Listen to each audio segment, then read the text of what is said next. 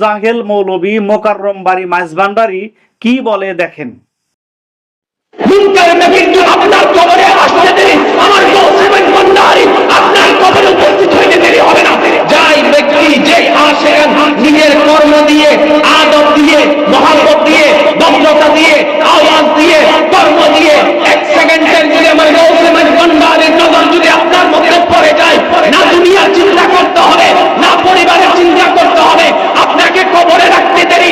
আপনার আত্মীয় স্বজনেরা 40 কদম যখন হেঁটে চলে আসবে, মুনকার নাকির দুইজন ফেরেশতা আপনার কবরে আসতে দেরি, আমার গৌসেবান ভান্ডারী আপনার কবরে উপস্থিত হইতে দেরি হবে না।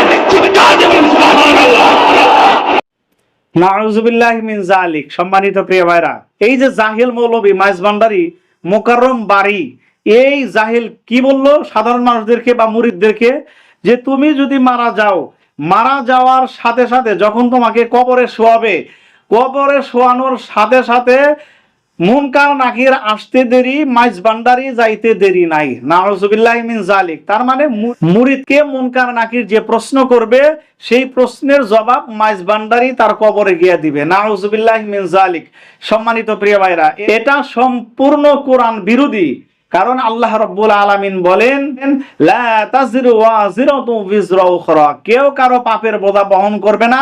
আর এই জাহেল মৌলবী বলতেছে মুনকার নাকির তোমার কবরে আসতে দেরি, কিন্তু মাইজভান্ডারী তোমার দরবারে যাইতে দেরি হবে না। নাউযুবিল্লাহি মিন যালিক। সম্মানিত প্রিয় ভাইরা, এভাবেই কিন্তু তারা মানুষদেরকে ধোঁকা দিয়া, বোকা বানায়া মানুষদেরকে মুশরিক বানাচ্ছে, আর বিনিময়ে তারা নিজেদের পেট ও পকেট ভরতেছে। আর সাধারণ মানুষ জান্নাতের লোভে, জান্নাতের আশায়, যে কিয়ামতের দিন এই মাইজভান্ডারী আমাদেরকে পার করায় নিবে, মাইজভান্ডারী আমাদেরকে রেখে জান্নাতে যাবে না, শুধুমাত্র জান্নাতের আশায় সাধারণ মানুষ গরু, ছাগল, হাঁস, মুরগি, টাকা পয়সা সব কিছু নিয়ে মাইজভান্ডারীকে দিতেছে, অথচ নিজের বাবা মাকে দেখাশোনা করে না, নিজের বাবা মাকে ভাত কাপড় দেয় না, নিজের বাবা মায়ের কথা শোনে না, নিজের বাবা মাকে দেখার সময় পায় না।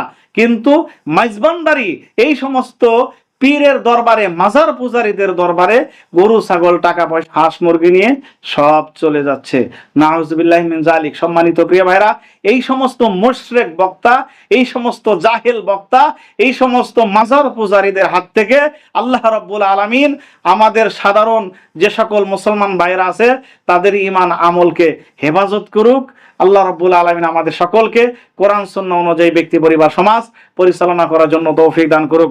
সকলের সুস্বাস্থ্য কামনা করে এখানেই শেষ করছি। আসসালামু আলাইকুম ওয়া রাহমাতুল্লাহি ওয়া বারাকাতুহু।